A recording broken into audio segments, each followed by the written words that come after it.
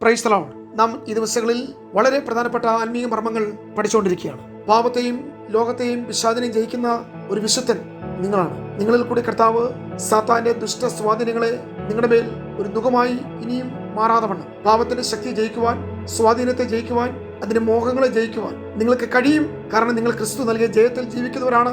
നിങ്ങളുടെ പേര് ജയാളി എന്നാണ്. ഈ വിഷയങ്ങൾ നാം പഠിക്കുമ്പോൾ ഈ വചനങ്ങൾ നമ്മളെ കൂടുതൽ കണ്ണു തുറക്കുവാൻ, കാഴ്ചപ്പാടുകൾ മാറുവാൻ, ആത്മീയ അനുഭവങ്ങളിൽ അതിന്റെ തികവോടെ തീക്ഷ്ണതയോടെ നിൽക്കുവാൻ നമുക്ക് ഏവർക്കും ഇടയായിത്തീരും. നാം പഠിച്ചത് പാപത്തിന്റെ ബന്ധനം അഴിക്കുവാൻ കർത്താവ് ലോകത്തിൽ വന്നു. നാം എടുത്ത വാക്യം, നിങ്ങൾ ആരും അടിമനുഖത്തിൽ കുടുങ്ങിപ്പോകരുത്. ഈ ദിവസങ്ങൾ നമ്മുടെ മെസ്സേജിന്റെ തലക്കെട്ടെന്ന് പറയുന്നത്, ഞാൻ നിങ്ങൾ ക്രിസ്തുവിൽ സ്വതന്ത്രരാണ്. ഇനിയൊരു അടിമത്തം നിങ്ങളുടെ ലൈഫിൽ, നിങ്ങളുടെ കുടുംബത്തിൽ, നിങ്ങളുടെ ഭാവിയിൽ, നിങ്ങളുടെ തലമുറയുടെ മേൽ ഇനിയും അത് ഉണ്ടാകരുത്. നമുക്കിന്ന് ഒരു പാസേജ് നോക്കാം. ലൂക്കോസ് 7:48 മുതൽ 50 വരെയുള്ള വാക്യങ്ങളിൽ പാപബന്ധനം അഴിച്ച ഒരു സംഭവം രേഖപ്പെടുത്തിയിരിക്കുന്നു. ഇവിടെ പരീശന്മാരുടെ കൂട്ടത്തിൽ ശിമയോൻ എന്നു പേരുള്ള ഒരു വ്യക്തി യേശുവിനെ തന്റെ വീട്ടിലേക്ക് ക്ഷണിച്ചു. കർത്താവ് ആ ക്ഷണം സ്വീകരിച്ച് അവിടേക്ക് ചെന്നു. യേശു ആ വീട്ടിലുണ്ടെന്ന വാർത്ത വളരെ പെട്ടെന്ന് പരന്നു.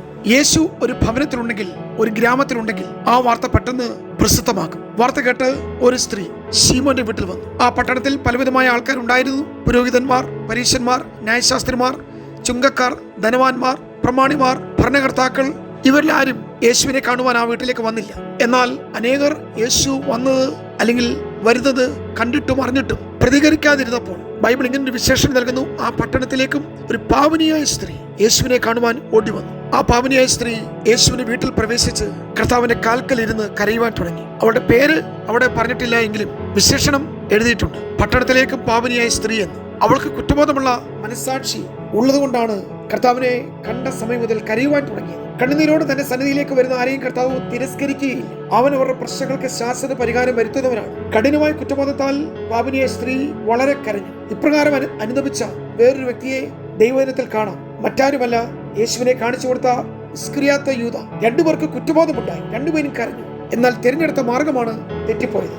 ആ മാർഗത്തിനാണ് തെറ്റ് സംഭവിച്ചത്. യഹൂദ പാരമ്പര്യപ്രകാരം ഒരുവന് കുറ്റബോധമുണ്ടായാൽ കാളക്കിടാവിനെയോ ആട്ടുകൊറ്റനെയോ കയ്യിൽ പിടിച്ചുകൊണ്ട് പുരോഹിതന്റെ അടുക്കൽ ചെല്ലണം. ഇപ്രകാരമുള്ള മതത്തിന്റെ ചങ്ങലകളെ പൊട്ടിച്ചെറിഞ്ഞുകൊണ്ടാണ് ഈ സ്ത്രീ യേശുവിന്റെ അടുക്കൽ വന്നത്. അവൾ വിടുതൽ പ്രാപിച്ച് മടങ്ങിപ്പോയി. എന്നാൽ അനുദപിച്ച യൂദ നേരെ പോയത് മഹാപുരോഹിതന്റെയും മൂപ്പന്മാരുടെയും അടുക്കലേക്കാണ്. അവർക്ക് അവന്റെ കഠിനമായ പാപം മോചിച്ച് കിട്ടുവാൻ ഒന്നും ചെയ്യുവാൻ കഴിഞ്ഞില്ല. ഒരിക്കലും മഹാപുരോഹിതനോ മധ്യസ്ഥന്മാർക്കോ ആർക്കും പാപങ്ങളെ മായ്ക്കുവാൻ, ക്ഷമിക്കുവാൻ കഴിയില്ല.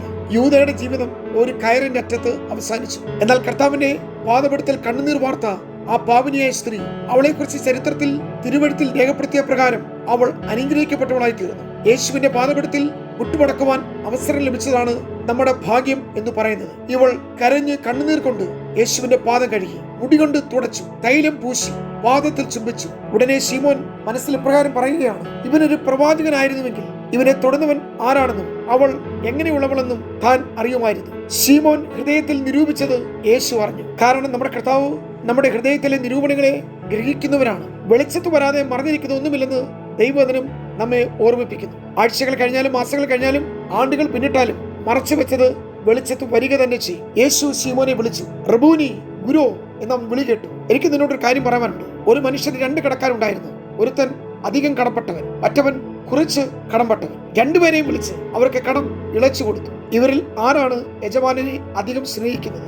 ശിവൻ പറഞ്ഞു, അധികം ഇളച്ചു കിട്ടിയവൻ. എന്നാൽ ഞാൻ നിന്നോട് പറയുന്നത്, ഞാൻ വീട്ടിൽ വന്നു, നീ എനിക്ക് കാലിന് വെള്ളം തന്നില്ല, നീ എന്റെ കാൽ തുടച്ചില്ല, കാലിൽ തൈലം പൂശിയില്ല, നീ എനിക്ക് ചുംബനം തന്നില്ല. ഈ സ്ത്രീയെ നോക്കൂ, ഞാൻ വന്ന നിമിഷം മുതൽ അവൾ കണ്ണുനീർ കൊണ്ട് എന്റെ കാലുകളെ കഴുകി, അവളെ കാർക്കുന്തൽ കൊണ്ട് എന്റെ കാലുകളെ തുടച്ചു, എന്റെ കാൽ ചുംബിച്ചു, കാലിൽ സുഗന്ധ തൈലം പൂശി.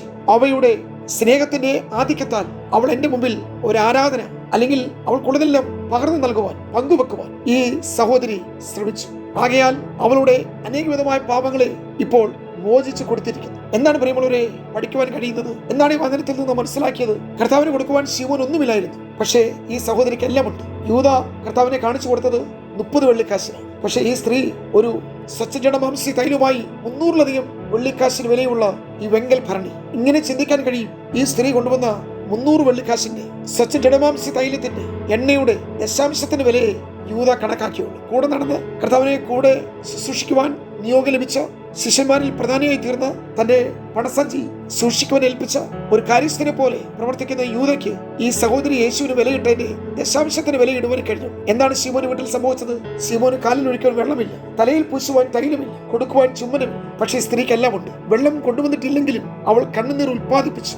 ഏത് സ്ത്രീയുടെ മഹത്വം എന്ന് പറയുന്നത് തലമുടിയാണ്. അവൾ തുവർത്തോ അല്ലെങ്കിൽ തുടയ്ക്കുവാൻ പ്രത്യേക തുണിയോ അവളുടെ കയ്യിലില്ലെങ്കിലും അവളുടെ മഹത്വം അഴിച്ചിട്ട് ആ തലമുടി കൊണ്ട് കാൽപാദങ്ങൾ തുവർത്തി. നിർത്താത്ത ചുമ്മനം, തലയിൽ ഒഴിക്കാൻ എണ്ണ. ഇത്രമാത്രം ആദിത്യ മര്യാദ പട്ടണത്തിലെ പാവനിയായ സ്ത്രീ കർത്താവിന് നൽകിയെങ്കിൽ, പ്രിയമുള്ളവരെ, ഈ സഹോദരയുടെ അനവധിയായ പാപങ്ങൾ മോചിക്കുവാൻ എന്താണ് തടസ്സം? അവൾക്ക് കർത്താവുള്ള സ്നേഹം ഉള്ളിടത്ത് പാപങ്ങൾ ക്ഷമിക്കുന്നു, പാപങ്ങളുടെ മഹത്വത്തെ മറയ്ക്കുന്നു. സ്നേഹം പാപങ്ങളെ കണക്കെടുന്നില്ല, സ്നേഹം പാപങ്ങളുടെ കണക്ക് എഴുതി സൂക്ഷിച്ചു വെക്കുന്നില്ല.